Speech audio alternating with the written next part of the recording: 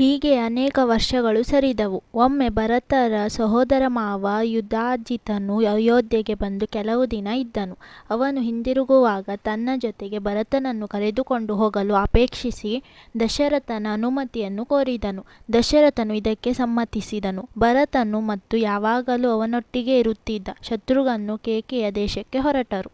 ಅವರು ಅಯೋಧ್ಯೆಯಿಂದ ಪಶ್ಚಿಮಾಭಿಮುಖವಾಗಿ ಹೊರಟು ಅಪರಕಾಲವೆಂಬ ಬೆಟ್ಟದ ಬಳಿಗೆ ಬಂದರು. ಈ ಬೆಟ್ಟದ ಪಶ್ಚಿಮ ದಿಕ್ಕಿನಲ್ಲಿ ಹರಿಯುತ್ತಿದ್ದ ಮಾಲಿನಿ ನದಿ ತೀರದಲ್ಲಿ ಪ್ರಯಾಣ ಬೆಳೆಸಿ ಪ್ರಲಂಬೂರಿಯ ಉತ್ತರ ಭಾಗವನ್ನು ತಲುಪಿದರು. ಹಾಗೆಯೇ ಹಸ್ತಿನಾಪುರದಲ್ಲಿ ಸಮೀಪದಲ್ಲಿ ಗಂಗಾ ನದಿಯನ್ನು ದಾಟಿ ಪಶ್ಚಿಮ ದಿಕ್ಕಿನಲ್ಲಿ ಪ್ರಯಾಣ ಮಾಡಿದರು. ಕುರುಜಾಂಗಲ ದೇಶದ ಮಧ್ಯದಲ್ಲಿ ಸಾಗುತ್ತಾ ಪಾಂಚಾಲ ದೇಶವನ್ನು ತಲುಪಿದರು. ಶರಗಂಗಾ ನದಿಯ ಪಶ್ಚಿಮ ತೀರದಲ್ಲಿ ಪುಣ್ಯವೃಕ್ಷಕ್ಕೆ ನಮಸ್ಕರಿಸಿದರು. ಕುಲಿಂಗ ನಗರವನ್ನು ಸೇರಿದರು. ಅಲ್ಲಿಂದ ಇಕ್ಷುಮತಿ ನದಿಯನ್ನು ದಾಟಿ ಬಾಲ್ಹಿಕ ದೇಶವನ್ನು ಹಾದು ಹೋದರು. ಸುಧಾಮ ಪರ್ವತದಲ್ಲಿದ್ದ ವಿಷ್ಣುಪಾದ ಚಿಹ್ನೆಯ ದರ್ಶನ ಮಾಡಿದರು. ಮುಂದೆ ವಿಪಾಶ ಮತ್ತು ಶಾಲ್ಮಲಿ ನದಿಗಳನ್ನು ಹಾದು ಹೋದರು. ಹೀಗೆ ಸುದೀರ್ಘ ಪ್ರಯಾಣ ಮಾಡಿ ಕೇಕೆಯ ದೇಶದ ರಾಜಧಾನಿಯ ರಾಜಗೃಹವನ್ನು ತಲುಪಿದರು. ವೃದ್ಧರಾಜನಾದ ಅಶ್ವಪತಿಯು ತನ್ನ ಮೊಮ್ಮಗ ಭರತನು ಅವರೊಡನೆ ಬಂದಿದ್ದ ಶತ್ರುಘ್ನನನ್ನು ಕಂಡು ಆನಂದಗೊಂಡನು. ಅವರನ್ನು ತುಂಬು ಪ್ರೀತಿ ವಾತ್ಸಲ್ಯಗಳಿಂದ ಉಪಚರಿಸಿದನು. ಕೆಲವು ದಿನಗಳಾದರೂ ತನ್ನ ಬಳಿ ಇರಬೇಕೆಂದು ಕೇಳಿಕೊಂಡನು. ಭರತ ಶತ್ರುಘ್ನರು ಸಂತೋಷದಿಂದ ಒಪ್ಪಿ ಅಲ್ಲಿಯೇ ಉಳಿದುಕೊಂಡರು. ತಾತ ಅಶ್ವಪತಿ ರಾಜನ ಮತ್ತು ಸಹೋದರ ಮಾವ ಯುಧಾಜಿತನ ಸೇವೆ ಮಾಡುತ್ತಾ ಸುಖದಿಂದ ಕಾಲ ಕಳೆದರು. ಇತ್ತ ಅಯೋಧ್ಯೆಯಲ್ಲಿ ದಶರಥ ಸೇವೆಯನ್ನು ರಾಮ ಲಕ್ಷ್ಮಣರೇ ಮಾಡುತ್ತಿದ್ದರು. ದಶರಥ ಮಹಾರಾಜನಿಗೆ ತನ್ನ ಎಲ್ಲ ಮಕ್ಕಳ ಮೇಲೂ ಬಹಳ ಪ್ರೀತಿ. ಆದರೆ ರಾಮ ಮೇಲಣ ಪ್ರೀತಿ 1 ಪಾಲು ಹೆಚ್ಚು. ಅದಕ್ಕೆ ಕಾರಣ ಶ್ರೀರಾಮನ ಗುಣ. ಶ್ರೀರಾಮನು ಶೂರನಾಗಿದ್ದನು, ಮಹಾಧೀರನಾಗಿದ್ದನು, ಬಹಳ ಶಾಂತ ಸ್ವಭಾವದವನು ಅವನು. ಎಂದು ದನಿ ಎತ್ತಿ ಮಾತನಾಡಿದವನೇ ಅಲ್ಲ. ಯಾರೊಬ್ಬರ ಮೇಲೂ ಅವನಿಗೆ ಅಸೂಯೆ ಇರಲಿಲ್ಲ. ಅವನಿಗೆ ಜಂಬವೇ ಇಲ್ಲ. ಶ್ರೀರಾಮನು ಶಸ್ತ್ರವಿದ್ಯೆಯನ್ನು ಪ್ರತಿನಿತ್ಯವೂ ಅಭ್ಯಾಸ ಮಾಡುತ್ತಿದ್ದ. ಅಸ್ತ್ರಗಳ ಪ್ರಯೋಗ ಉಪಸಂಹಾರಗಳ ಬಗ್ಗೆ ಹೆಚ್ಚು ಹೆಚ್ಚು ಪರಿಣಿತಿ ಗಳಿಸಲು ಶ್ರಮಿಸುತ್ತಿದ್ದ. ಶಸ್ತ್ರ ಎಂದರೆ ಮಂತ್ರಬಲವಿಲ್ಲದೆ ಕೇವಲ ದೈಹಿಕ ಶಕ್ತಿಯಿಂದ ಪ್ರಯೋಗಿಸುವ ಆಯುಧ. ಅಸ್ತ್ರವೆಂದರೆ ಮಂತ್ರಪೂರ್ವಕವಾದ ಆಯುಧ. ಶ್ರೀರಾಮನು 4 ವೇದಗಳಾದ ಋಗ್ವೇದ, ಯಜುರ್ವೇದ, ಸಾಮವೇದ ಮತ್ತು ಅಥರ್ವಣ ವೇದಗಳನ್ನು ವಿಧಿಪೂರ್ವಕವಾಗಿ ಅಧ್ಯಯನ ಮಾಡುತ್ತಿದ್ದನು. ವೇದಾಂಗಗಳಾದ ಶಿಕ್ಷಾ, ವ್ಯಾಕರಣ, ನಿರುಕ್ತ, ಜ್ಯೋತಿಷ್ಯ, ಕಲ್ಪ ಮತ್ತು ಛಂದಸ್ಸನ್ನು ಚೆನ್ನಾಗಿ ಅಭ್ಯಾಸ ಮಾಡಿದನು. ಸಮಯ ದೊರೆತಾಗಲೆಲ್ಲ ಹಿರಿಯರೊಡನೆ ಜ್ಞಾನಿಗಳೊಡನೆ ಧರ್ಮ ಸಂಬಂಧವಾದ ಮಾತುಗಳನ್ನು ನಡೆಯುತ್ತಿತ್ತು. ತನ್ನ ಜ್ಞಾನವನ್ನು ಹೆಚ್ಚಿಸಿಕೊಳ್ಳಲು ಯಾವಾಗಲೂ ಪ್ರಶ್ನಿಸುತ್ತಲೇ ಇದ್ದನು. ಬಡವರನ್ನು ಕಂಡರೆ ಶ್ರೀರಾಮನಿಗೆ ತುಂಬ ಮರುಕು. ಹಿರಿಯರೊಡನೆ ಬಹಳ ವಿನಯದಿಂದ ನಡೆದುಕೊಳ್ಳುತ್ತಿದ್ದನು. ಎಂತಹ ವಿಪತ್ತಿನಲ್ಲಿಯೂ ಅವನು ಎದೆಗುಂದುತ್ತಿರಲಿಲ್ಲ. ಶ್ರೀರಾಮನಿಗೆ ಅಗಾಧವಾದ ಸ್ಮರಣಶಕ್ತಿ ಇತ್ತು. ಅವನು ಮಹಾಪ್ರತಿಭಾಶಾಲಿ. ಲೌಕಿಕ ವ್ಯವಹಾರವನ್ನು ಬಹಳ ಚೆನ್ನಾಗಿ ಬಲ್ಲವನು. ಸುಖವನ್ನಾಗಲಿ ದುಃಖವನ್ನಾಗಲಿ ಉದ್ವೇಗ ಇಲ್ಲದೆ ಅನುಭವಿಸುವ ಗುಣ ಉಳ್ಳವನು ಅವನು. ಶ್ರೀರಾಮನಿಗೆ ಸಂಗೀತ, ನಾಟಕ, ಸಾಹಿತ್ಯ, ಕಾವ್ಯ ಮೊದಲಾದ ಲಲಿತ ಕಲೆಗಳಲ್ಲಿ ಪಾಂಡಿತ್ಯ ಇತ್ತು. ಚಿತ್ರಕಲೆ, ನೃತ್ಯ ಮೊದಲಾದ ಕಲೆಗಳಲ್ಲಿ ನೈಪುಣ್ಯತೆ ಇತ್ತು. ಯುದ್ಧದಲ್ಲಿ ರಾಮನನ್ನು ಎದುರಿಸಬಲ್ಲ ವೀರರು ಯಾರೂ ಇರಲಿಲ್ಲ. ಸೇನಾವ್ಯೂಹವನ್ನು ರಚಿಸುವುದರಲ್ಲಿ ಅವನು ವಿಶಾರನಾಗಿದ್ದನು. ಶ್ರೀರಾಮನು ತಾಳ್ಮೆಯಲ್ಲಿ ಭೂಮಿಗೆ ಸಮಾನನಾಗಿದ್ದ. ಬುದ್ಧಿಯಲ್ಲಿ ಬೃಹಸ್ಪತಿಯಂತೆಯೂ ಪರಾಕ್ರಮದಲ್ಲಿ ವಿಷ್ಣುವಿನಂತೆಯೂ ಬೆಳಗುತ್ತಿದ್ದ. ಶ್ರೀರಾಮನ ಈ ಅತೀವ ಗುಣಗಳಿಂದ ದಶರಥ ಮಹಾರಾಜ ಹೆಚ್ಚು ಹೆಚ್ಚು ಆನಂದಿತನಾದ.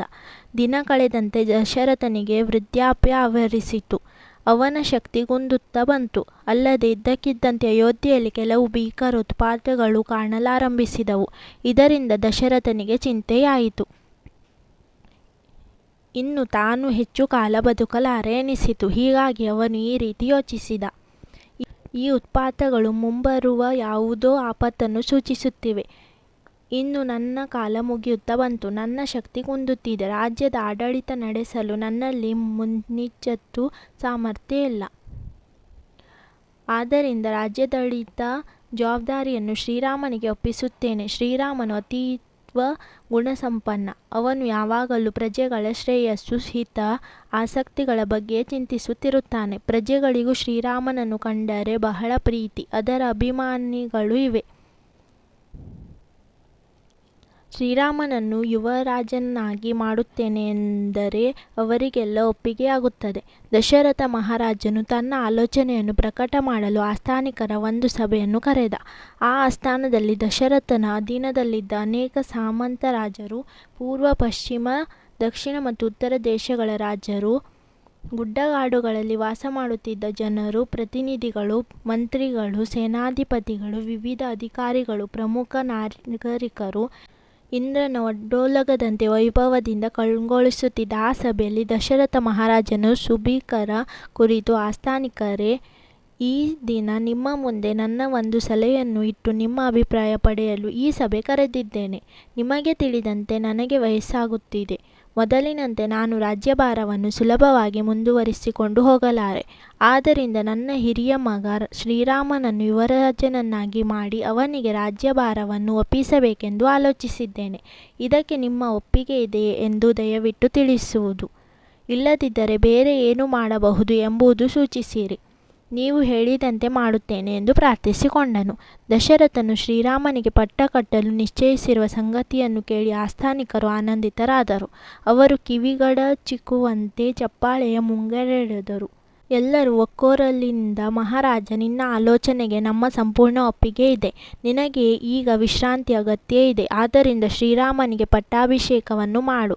ನೀನು ವಿಶ್ರಾಂತಿ ತೆಗೆದುಕೋ. ಪ್ರಭು, ನಿನ್ನಂತೆಯೇ ಶ್ರೀರಾಮನು ಪರಾಕ್ರಮಿ, ಶಕ್ತಿವಂತ, ರಾಜ್ಯವನ್ನು ಆಳಲು ಸಮರ್ಥ. ಅವನಲ್ಲಿ ನ್ಯಾಯ, ಬುದ್ಧಿಯೂ ಜ್ಞಾನವೂ ವಿವೇಕವೂ ಇವೆ. ಅವನು ಪ್ರಜೆಗಳನ್ನು ತನ್ನ ಸ್ವಂತ ಮಕ್ಕಳಂತೆ ನೋಡಿಕೊಳ್ಳುತ್ತಾನೆ. ಆದ್ದರಿಂದ ಶ್ರೀರಾಮನಿಗೆ ಪಟ್ಟಾಭಿಷೇಕ ಮಾಡು. ನೀನು ನಿಶ್ಚಿಂತೆಯಿಂದ ಇರು ಎಂದರು.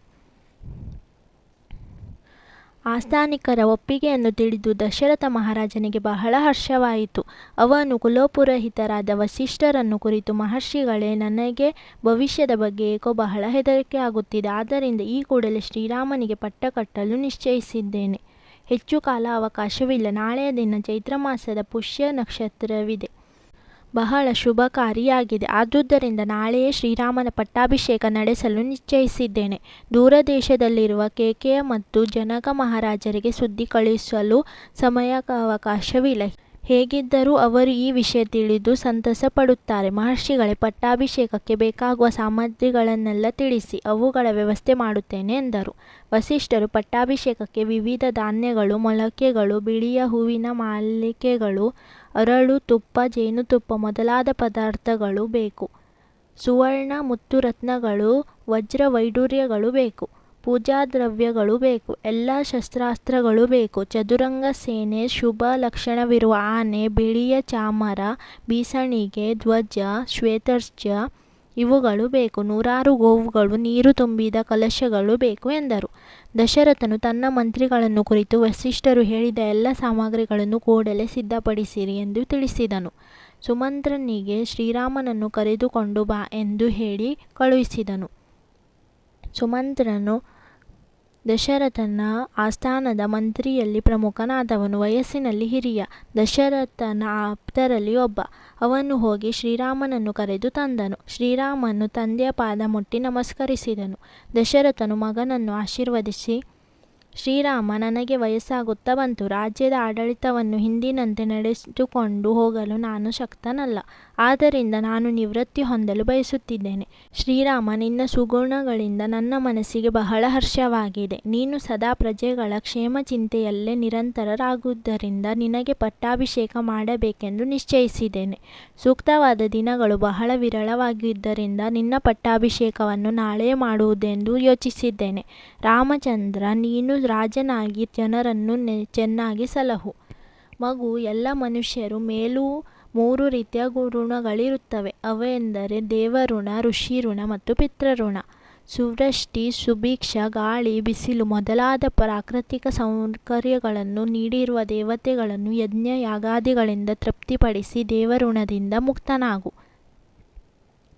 ವೇದವನ್ನು ಅಧ್ಯಯನ ಪರಂಪರೆಯಿಂದ ಉಳಿಸಿ ಋಷಿಗಳು ಮಹಾಗ್ರಂಥಗಳನ್ನು ರಚಿಸಿ ಜ್ಞಾನಪರಾಸ ಮಾಡಿದ್ದಾರೆ. ಅವುಗಳನ್ನು ಅಭ್ಯಾಸ ಮಾಡಿ ಜ್ಞಾನಪರಾಸಕ್ಕೆ ಸಹಾಯ ಮಾಡುವ ಮೂಲಕ ಋಷಿ ಋಣದಿಂದ ಮುಕ್ತನಾಗು.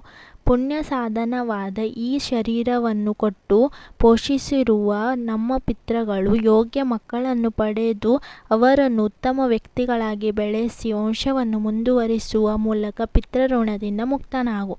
ಹೋಗು ಮಗು, ಅರಮನೆಗೆ ಹಿಂದಿರುಗು. ನೀನು ನಿನ್ನ ಹೆಂಡತಿ ಸೀತೆಯು ಈ ದಿನ ಉಪವಾಸವನ್ನು ಆಚರಿಸಿ ಭಕ್ತಿಯಿಂದ ದೇವರ ಪೂಜೆ ಮಾಡಿ ನೀನು ನಾಳೆ ಬೇಗ ಎದ್ದು ಸ್ನಾನ ಸಂಧ್ಯಾವಂದನೆಗಳನ್ನು ಪೂರೈಸಿ ಪಟ್ಟಾಭಿಷೇಕ ಸಿದ್ಧನಾಗು ಎಂದನು.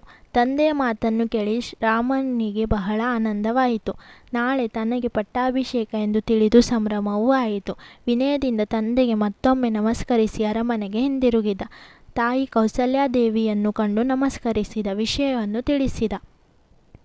ಕೌಸಲ್ಯಗೆ ಸಂತೋಷ ಉಕ್ಕಿ ಬಂತು. ಅವಳ ಗಂಟಲು ಗದ್ಗದಿತವಾಯಿತು. ಹೃದಯದ ಆನಂದದಿಂದ ತುಂಬಿ ಹೋಯಿತು. ಮಗು, ನಿನಗೆ ಒಳ್ಳೆಯದಾಗಲಿ. ರಾಜ್ಯವನ್ನು ಚೆನ್ನಾಗಿ ಆಳು. ಪ್ರಜೆಗಳ ಯೋಗಕ್ಷೇಮದ ಕಡೆ ಸದಾ ಗಮನ ಕೊಟ್ಟಿರು ಎಂದಳು.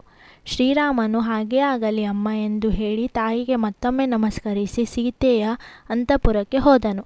ಅವಳಿಗೂ ವಿಷಯ ತಿಳಿಸಿದನು. ಸೀತೆಗೂ ಬಹಳ ಸಂಭ್ರಮವಾಯಿತು. ಇಬ್ಬರು ಭಕ್ತಿಯಿಂದ ದೇವರ ಪೂಜೆಗೆ ಆರಂಭಿಸಿದರು. ಪುರಜನರು ನಗರವನ್ನು ಅಲಂಕರಿಸತೊಡಗಿದರು. ದೇವಸ್ಥಾನಗಳು, ಮಠ ಮಂದಿರಗಳು, ಪ್ರಮುಖ ಬೀದಿಗಳು, ಚೌಕಗಳು ಎಲ್ಲೆಲ್ಲ ಎತ್ತರವಾದ ಕಂಬಗಳು ನೆಟ್ಟರು. ವರ್ಣದ ಧ್ವಜಗಳನ್ನು ಹಾರಿಸಿದರು. ಸಭಾಮಂಟಪಗಳು, ದೊಡ್ಡ ದೊಡ್ಡ ಮನೆಗಳು, ವ್ಯಾಪಾರ ಕೇಂದ್ರಗಳಲ್ಲಿ ಧ್ವಜಸ್ತಂಭಗಳನ್ನು ನಿಲ್ಲಿಸಿದರು. ರಾಜ ಮಾರ್ಗಗಳಲ್ಲಿ ಹೂಗಳಿಂದ ಧೂಪದೀಪಗಳಿಂದ ಅಲಂಕರಿಸಿದರು. ಮಾರನೆಯ ಬೆಳಗಾಗುವುದನ್ನೇ ನಿರೀಕ್ಷಿಸತೊಡಗಿದರು.